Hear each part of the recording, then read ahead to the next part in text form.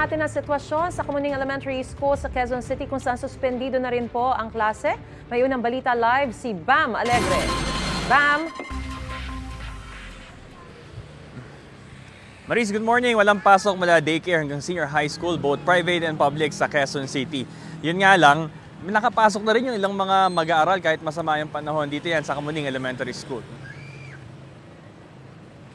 Maagang pumasok sa morning shift yung mga mag-aaral dito sa Kamuning Elementary School. Yun nga lang, maaga rin din silang pinauwi. Ngayon lang kasi inanunsyo na walang pasok sa lungsod.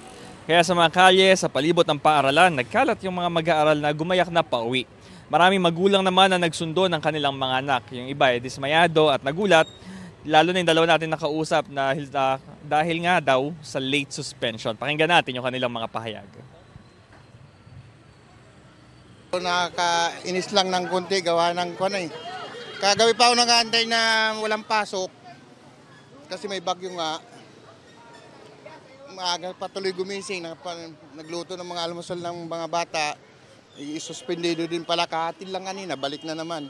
Medyo nakakainis na. Nagulat lang po, nabigla. Pero ayos naman, at least safety yung bata.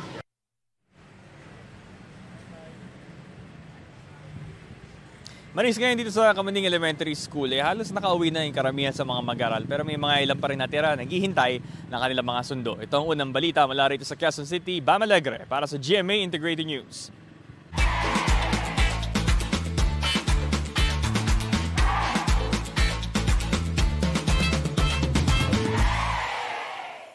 Mga kapuso, para una ka sa mga balita, mag-subscribe sa GMA Integrated News sa YouTube. Sa mga kapuso abroad, subaybayan niyo po kami sa GMA Pinoy TV at sa www.gmanews.tv.